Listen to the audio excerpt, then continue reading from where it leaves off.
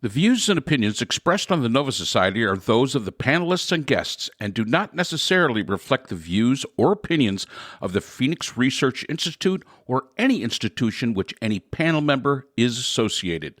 Reproduction or dissemination other than for the purpose of education or information without the express written permission of the Phoenix Research Institute or Nova Society Media is strictly prohibited. I'd like to welcome everyone back to the Nova Society. I'm Dr. Brooklyn Ann Weldon, and I'm here with my guests, Dr. Scott Gershwer and Dr. Mark Bound. Today, our panel will be, once again, answering questions from our listeners. And I just had a point I wanted to ask, where Kamala Harris and others have said that Trump is an unserious candidate. What do you think of the word unserious? I mean, does that actually describe Trump effectively enough? Well, there are other words that come to mind, but unserious is certainly truthful. I mean, he's a danger clown. I mean, I agree with Scott. I could come up with a lot of different terms. Batshit crazy comes out to be one of the first one. Unserious, that works. Okay, so thank you. So the question from the listeners are, did we learn anything new from the debate? And if so, then what was it? I think we learned a little bit. We learned a lot more about Kamala Harris. Number one, she can debate. She can look presidential, and she can stand up to a bully, which I think a lot of people kind of thought was probable because let's face it, when you're a attorney general and a prosecutor, that's what you're standing up to. That's who's standing across from you in the courtroom are bullies and bad people. And she showed that she had that ability. She also showed that she could be disciplined. As far as Trump's concerned, I don't think we learned a single thing new. He was exactly as advertised and as expected. I guess the statement is when you're in a hole, stop digging, and he just brought out in a backhoe and just made it worse and worse. He also showed that he was that he could be manipulated easily, especially by somebody that's a lot smarter than he is. And maybe that's another thing we could say about Kamala Harris. She showed that she could manipulate. I would be very comfortable having her talk to Vladimir Putin or President Xi of China or any of these people. I would be really comfortable with this simply because she showed, and again, the idea that first interaction where she walked right up, got right in his space behind his podium. Here's this woman, 5'4", standing up against this guy that he says he's 6'3", but maybe 6'1", who knows, and basically put her hand out and then said her name so that if you get it wrong, you're getting it wrong because you're an idiot, because I've just told you what my name is. And he did not know what to say. To me, that was a very telling moment. I'm sure, when Jesse Waters was on the 5 and said that, the Joint Chiefs of Staff would get her in the Situation Room and have their way with her. And of course, even Jeanine Pirro said, "Oh, wait a minute, you can't be saying that." There was a sexual innuendo there. And he was like, "Oh, no, I don't mean sexually. I mean, I'm not seeing it." If there's one thing Trump is very good at, being a bully. And she showed that she could stand up to him. And I think that was a big deal. Yeah, I think the only thing that I learned last night watching the debate was that Kamala Harris is a gun owner. I'm not sure I saw that one coming. And it's kind of interesting. Somebody has suggested that if she went to a gun range today with Tim Walz, the election is over today. It's a 50-state sweep. But it was just kind of an interesting idea. The idea that the president of the United States is getting his news. I've been on X. I went back on X, and I wanted to see what stuff was going on out there. I deprogram my thing and get it off my phone every now and then sometimes I put it back on and I just want to see what people are talking about. And what people were talking about these last few days is this idea that there were Haitian immigrants eating people's pets in Ohio. I was curious about it because, when I tell you that this is going on X, it is like 90% over the last 2 days, 90% of the content on X has been people talking about Haitian immigrants in Ohio eating people's pets, and like almost hysteria over it. And it never occurred to me that Trump would actually bring this up. Just goes to show you how insane it is to have somebody in the highest office of the land, as he had when he was president, with the greatest intelligence gathering operation in the world and refused to listen to his intelligence people, his intelligence community, but instead went on Reddit and 4chan and Fox and all these other right-wing sites that I couldn't even name, and saying the most insane things and believing apparently the most insane things. Like my grandmother from Scotland used to read the tabloids and believe the things that were in there, and including the Bat Boy and crazy stuff like that. Yeah, but she was never even got out of middle school, and this is the president of the United States. So it's really crazy, and you see the people that he surrounds himself with. He went today to 9/11. He's gotten killed for it because was spent the entire morning making faces, apparently winking at people and just acting inappropriately and very performatively at the memorial. He was there with Lisa Loomer, who is this right-wing lunatic who last year said that 9/11 was an inside job. And this is who he's hanging around with. And you got to give yourself pause. Even if you're a dyed-in-the-wool Republican, you really need to check yourself and say, can we really afford to have this guy back for another 4 years? And the answer is so clearly, no way, no way. Don't go back. I guess the last question is Taylor Swift. Taylor Swift endorsed Harris. Yeah. Is that going to make a difference? I think so. Well, look, so two things. One, was it the best timing in the world for her to do that? I'm not really sure. I think last night could have stood on its own without Taylor Swift jumping in there. But I don't think anybody's controlling what Taylor Swift wants to do. So maybe she felt that she had seen enough and this was the time for the endorsement.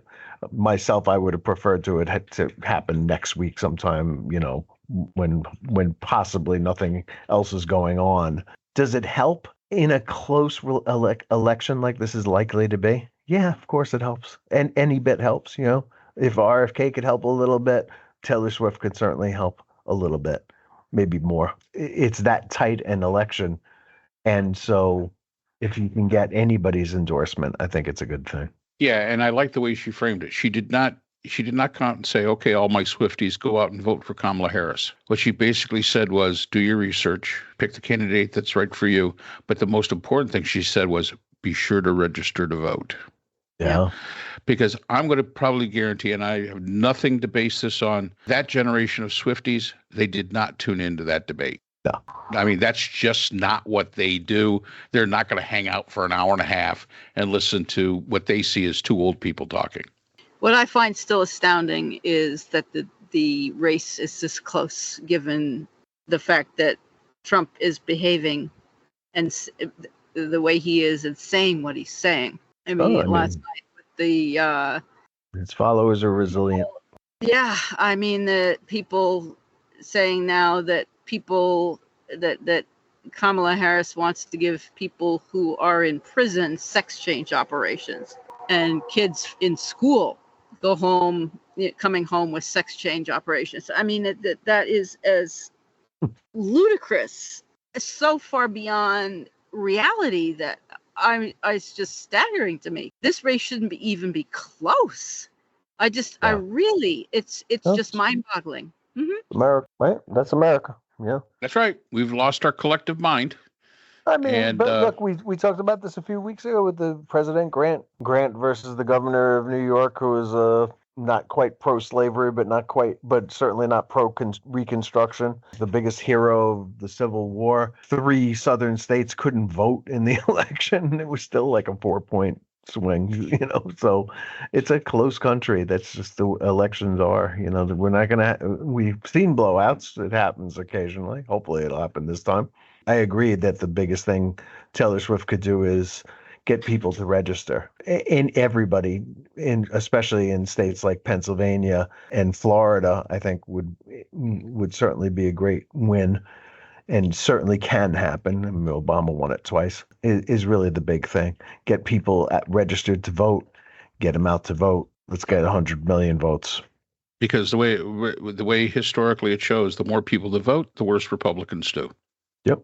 That's why they're working so hard to restrict the vote in some places. But yeah, the more people that she can get to at least register, even if they don't go vote, getting them registered to vote. Day of the election, they may decide. And this is good. It's going to be close. Why it's going to be close, who knows? It's kind of frightening to think about, especially when you look at the two candidates. And I don't agree with everything Harris says. Do I think she's the best candidate that the Democrats could have put out? No, I don't. But we're in a two-party system. You got A or B. And the fact is that Mr. Potato Head would be better than Donald Trump. Agreed. Just what we're stuck with. If you're still sitting on the fence, which I honestly cannot believe they actually, CNN had a group that they interviewed. They were from Erie County, and it was like, I don't know, 12 of them, and 4 of them said, yeah, they're the undecideds. And I'm thinking, boy, you guys, if you haven't made a decision by now, what the heck? 4 of them said, oh, I was better off when Trump was president. Are you out of your mind? How so? And the logic that they come up with isn't really logic. It's just word salad. But of those 12, 8 said that they would vote for Harris. Either 8 or 7 said yes. And there was still one schmokey sitting there I'm still on the fence. It's like, how is this? Yeah, well, how do you do this? You know what? I hate to throw a little rain on the old parade here, but you know what? She is a woman, and she is a person of color, and this is America. That's right. And we are not nearly as Star-Spangled Banner great and as open and accepting of diversity as we would like to pretend that we are. And how are 4 people, that's what, a third, still voting for Trump? That's far too many. There should be half a person voting for Trump, if that many. Well, like I said, they interviewed the one girl, and the one girl basically said, well, I was better off with Trump. But when asked, how are you better off? I really can't answer that. Yeah, I had more money things were cheaper. Okay. I saw a report came out the other day. McDonald's French fries went up 147% over the last year. 147% increase in the price of McDonald's greasy French fries. Okay, who raised the price? Go yell at Ronald McDonald. Don't be yelling at the president. Go yell at Ronald McDonald. It's his fault. Doesn't Bill Gates control all the potatoes that go into probably McDonald's fries? Blame him. Maybe he's overcharging. All right. We'll see you guys. Yes. See ya. So that's all the time we have for today's episode. The Nova Society is a production of the Phoenix Research Institute. We'd like to thank our sponsor for this week's episode, the Phoenix Research Group, an independent research consortium offering social issue solutions to NGOs and international government agencies through multidisciplinary, nonpartisan, and unbiased research. We'd also like to thank our podcast partners, Buzzsprout, who hosts the Nova Society, Audacity, our editing partners, Podkite, who does all our analytics, iHeartRadio, where people get their music and podcasts, Apple iTunes, the largest source of music and podcasts on the internet, Spotify, the most popular source for the Nova Society. The Nova Society is available on all these and other quality platforms mentioned in our description. We'd like to thank our listeners. Without you, the Nova Society would not be possible. If you have a comment, a question, or would like to be a guest on the Nova Society, we can be reached at nova.society.podcast@gmail.com. Always remember, the power of society is knowledge. So for Dr. Scott Gershwer, Dr. Priscilla Hobbs, Dr. Brooklyn Ann Weldon, and all of us here at the Nova Society, I'm Dr. Mark Bound. Be well, and we hope to see you again next time.